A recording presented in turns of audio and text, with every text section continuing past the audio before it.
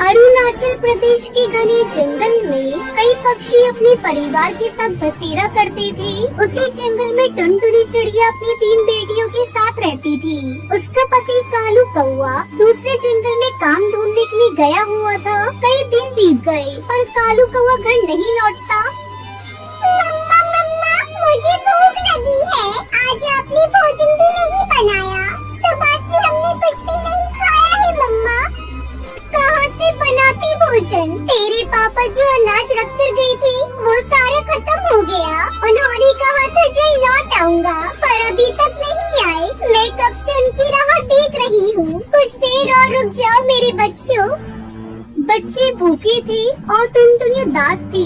तभी उसके पास उसकी पड़ोसन रसीली तोती आती है। टुनटुनी बहन, आज तुम बहुत उदास दिखाई दे रही हो और बच्चों की भी आवाज सुबह से नहीं आ रही है। कोई बात है क्या? मेरे बच्चे कल रात से भूखे हैं। घर में अनाज का एक दाना नहीं। मैं भोजन कैसे बनाऊं? मेरे बच्चे भूख से तड़प रहे हैं। अभी तक इसके पापा भी घर नहीं लौटे। जल्दी आने को बोल कर गए थे पर अभी तक उनकी कोई खबर नहीं। अरे टुनटुनी, तू मेरे साथ चल। मैं भुल्ला बाज से कहकर तुझे अनाज दिलवा देती हूँ। जब कालू घर आ जाए तो भुल्ला को पैसे दे देना। वो टुनटुनी को लेकर भुल्ला बाज के पास पहुँचती है। भुल्ला भाई, ये मेरी पड़ोसन टुनटुनी चिड़िया है। इसका पति दूसरे जंगल काम ढूंढने गया हुआ है। बच्चे कल रात से भूखे हैं। कृपया करके थोड़ा अनाज इसे दे दे। ठीक है रसीली बहन, मैं तुम्हारे कहने से इस चिड़िया को अनाज दे देता हूँ। पर मेरे पैसे अगर समय से नहीं मिले तो तुम जानती हो। हाँ भुल्ला भैया, जैसे ही मेरे पति लौट कर आएंगे मैं आपके पैसे लौटा दूंगी। और रसीली बहन, आपका बहुत बहुत शुक्रिया। घर आकर टुनटुनी अपने बच्चों को भोजन बनाकर देती है। बच्चे खुशी खुशी भोजन करके सो जाते हैं। समय गुजरने लगता है। एक दिन भुल्ला बाज अपने बदमाश कौवे के साथ टुनटुनी के घर आता है। क्या रे टुनटुनी, तू मेरे अनाज खाकर आराम से घर पर पड़ी है? चल निकाल अनाज के पैसे। अब तुझे 2 गुना पैसे देने पड़ेंगे। भुल्ला भाई, कुछ दिनों की और मोहलत दे दीजिए। मेरे पति अभी तक नहीं लौटे। आप थोड़ा तरस खाए मुझ पर। मैं बेसहारा चिड़िया जैसे तैसे करके अपने बच्चों को पाल रही हूँ। अरे ओ कालिए, चल 1-2 हवाई फायरिंग कर और इसके घर पर अभी के अभी कब्जा कर और इसका सामान निकाल बाहर फेंक।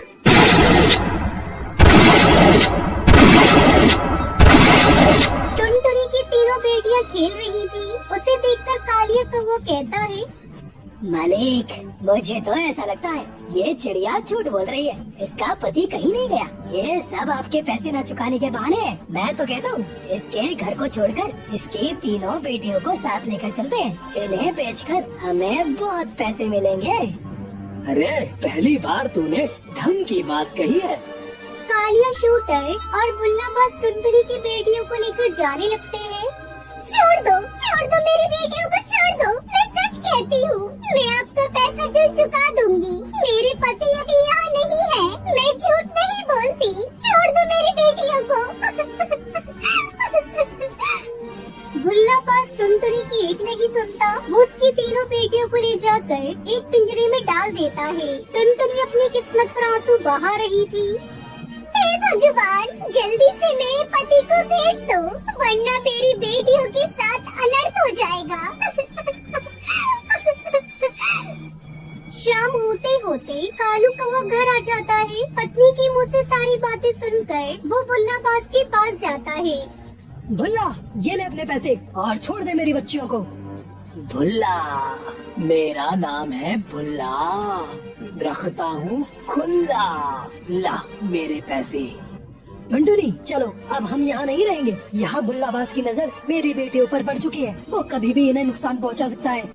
कालू कौवा अपनी पत्नी और तीनों बेटियों को लेकर पास वाले जंगल में चला जाता है। टुनटुनी, वो देखो, यहाँ बहुत ही गीली मिट्टी और मुल्तानी मिट्टी पड़ी है। तुम बच्चियों के पास बैठो, मैं अभी गीली मिट्टी लेकर आता हूँ और फिर उससे घर बनाएंगे। कालू कौवा गीली मिट्टी लेकर आता है और उससे सुंदर सा घर बनाता है। गीली मिट्टी का घर बहुत ही खूबसूरत दिख रहा था। फिर वो सभी मिट्टी से बने घर में खुशी खुशी रहने लगते हैं।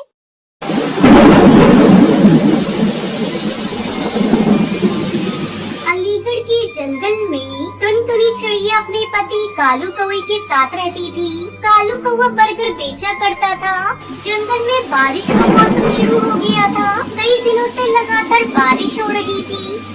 हे भगवान, कई दिनों से मूसलाधार बारिश हो रही है। घर का राशन भी खत्म हो चला है और आज मैं बर्गर बेचने नहीं गया तो बच्चों को क्या खिलाऊंगा। चाहे कुछ भी हो जाए, मुझे अपने बच्चों के लिए बर्गर बेचने जाना ही होगा। टुनटुनी, तुम बच्चों का ध्यान रखना, मैं बर्गर बेचने जा रहा हूँ। बर्गर बेचकर जो पैसे मिलेंगे उससे मैं घर का राशन लेता आऊंगा।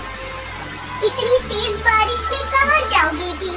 मत जाओ, चारों तरफ पानी भरा हुआ है। कौन तुमसे बर्गर खाने के लिए आए? टुनटुनी, कई दिनों से घर पर बैठा हूँ, एक पैसा आमदनी नहीं हुई। अब नहीं जाऊंगा तो भूखे मरने की नौबत आ जाएगी।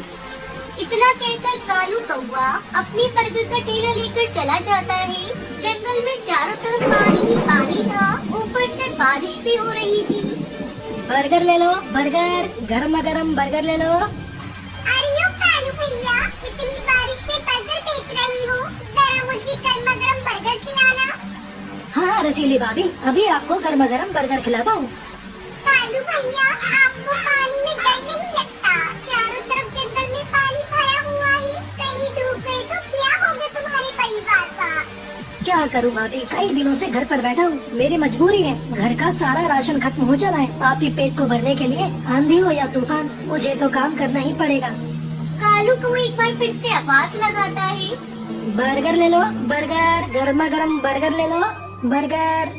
बारिश का मौसम था, जिसके चलते कालू कौवे के सारे बर्गर जल्दी ही बिक जाते हैं। कालू कौवा बहुत खुश था। वो उन पैसों से अपने घर का राशन खरीदता है और घर की तरफ चल देता है। लेकिन रास्ते में ज्यादा पानी होने की वजह से उसका पैर फिसल जाता है और वो पानी में डूबने लगता है। उसका सारा सामान पानी में बहने लगता है। वो उन सामानों को पकड़ने के लिए पानी में इधर उधर जाने लगता है। पकड़ो पकड़ो मेरे राशन को, सारा सामान पानी में बह गया। अब मेरे बच्चे क्या खाएंगे? कालू को अपने सामान को पकड़ते पकड़ते काफी दूर बहकर चला जाता है। देखते ही देखते 2 दिन बीत गए, लेकिन कालू कौवे का कहीं अता पता नहीं था। टुनटुनिया बच्चों का रो रो कर बुरा हाल था। पिंकी के बापू, कहाँ हो पिंकी के बापू? जल्दी से घर आ जाओ, मुझे बहुत डर लग रहा है। टुनटुनी के रोने की आवाज सुनकर रसीली तोती सुंदरी कौवे भी वहाँ आ जाती है। टुनटुनी उन्हें सारी बात बताती है। तुम पागल हो गई थी क्या टुनटुनी? चारों तरफ जंगल में पानी भरा हुआ है, ऐसे में कालू को बर्गर बेचने क्यों जाने दिया तुमने? सब तुम्हारी गलती है। फिर सुंदरी कौवी वहाँ से चली जाती है। अचानक से टुनटुनी का घर टूट जाता है और पानी में गिर जाता है। वो अपनी बेटी के साथ पानी में गिर जाती है। तभी एक बाबा बाघ उसकी बेटी और टुनटुनी को बचा लेता है। फिर उन दोनों की ऊंची जगह पर ले जाता है। वहाँ पहले से कई पक्षी भी मौजूद थे, उन्हीं में टुनटुनी का पति भी था। टुनटुनी अपने पति को देखकर बहुत खुश हो जाती है। आप बोलिए हाँ, मैंने तो आपकी उम्मीद ही छोड़ दी थी। मैं राशन लेकर घर लौट रहा था, तभी तेज पानी मुझे अपने साथ बहा कर ले गया। कुछ दिनों बाद बारिश रुक जाती है। फिर टुनटुनी बारिश की गीली मिट्टी से अपना घर ऊंचे पेड़ पर बनाती है। फिर टुनटुनी का पूरा परिवार खुशी खुशी अपने घोंसले में रहने लगता है। आखिर मुझसे ऐसी कौन सी भूल हो गई थी जिसके चलते आप सन्यासी बन गई? अपनी फूल सी बेटियों को देखकर भी आपका मन नहीं पसीज रहा है। मत जाओ हमें छोड़कर।